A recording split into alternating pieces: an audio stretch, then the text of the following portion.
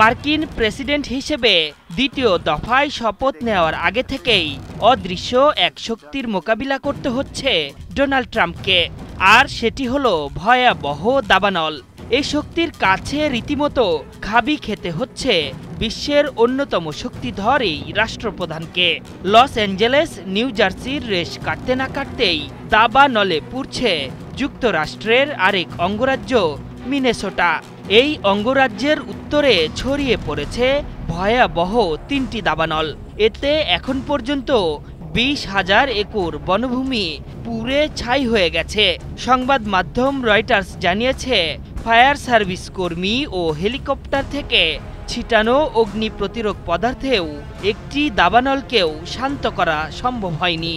সংবাদ মাধ্যম রয়টার্স জানিয়েছে, ফায়ার সার্ভিস কর্মী ও হেলিকপ্টার থেকে ছিটানো অগ্নি প্রতিরোধক পদার্থেও একটি দাবানলকেও শান্ত করা সম্ভব হয়নি।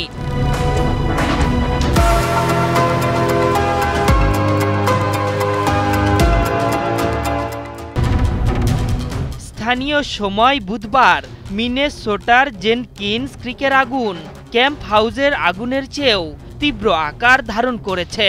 সেই সাথে দ্রুতই তা আশেপাশের এলাকাগুলোতে ছড়িয়ে পড়ছে।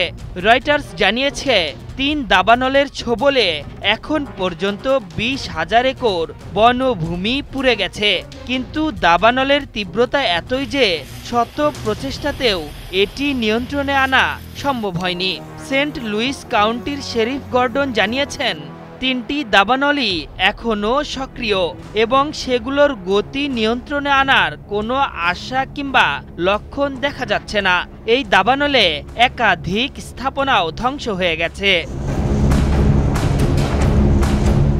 রয়টার্স জানিয়েছে, দাবানল ছড়িয়ে পড়া এলাকাগুলোতে হেলিকপ্টারের সাহায্যে অগ্নি প্রতিরোধী তরল পদার্থ ফেলে দেওয়া হচ্ছে। রাস্তার বিন্যাস, পাইন গাছ এবং একটি নদী থেকে ভিডিওর অবস্থান যাচাই করেছে ওয়াইল্ড ফায়ার ওয়েবসাইট, যা স্যাটেলাইট চিত্রের সাথে মিলে গেছে বলেও জানিয়েছে সংবাদ মাধ্যমটি। এর আগে সোমবার আগুন শনাক্ত হওয়ার বিষয়ে মার্কিন বন পরিষেবা একটি বিবৃতিতে বিষয়টি নিশ্চিত করেছে। শুধু এখানেই নয়, রাজ্যের অন্য 2 শহরও পুড়ছে দাবানলে, যার একটি ক্যাম্প হাউস, অন্যটি মুঙ্গাস। ক্যাম্প হাউসের আগুন এখন প্রায় 12,000 একর জুড়ে আধিপত্য বিস্তার করছে এবং মুঙ্গার আগুন 1300 একরে দাউ দাউ করে জ্বলছে বলেও জানিয়েছে স্থানীয় গণমাধ্যমগুলো। স্থানীয় সংবাদ মাধ্যমের খবরে বলা হয়েছে, ক্যাম্প হাউসের আগুনে 140টিরও বেশি স্থাপনা ধ্বংস হয়ে গেছে। গত 11 মে দুপুর 1টা নাগাদ অল টাউনশিপের 2 মাইল এলাকা জুড়ে এই দাবানল ছড়িয়ে পড়ে। বুধবার সকালে এই আগুন 15,000 একর জুড়ে ধ্বংসলীলা চালিয়েছে।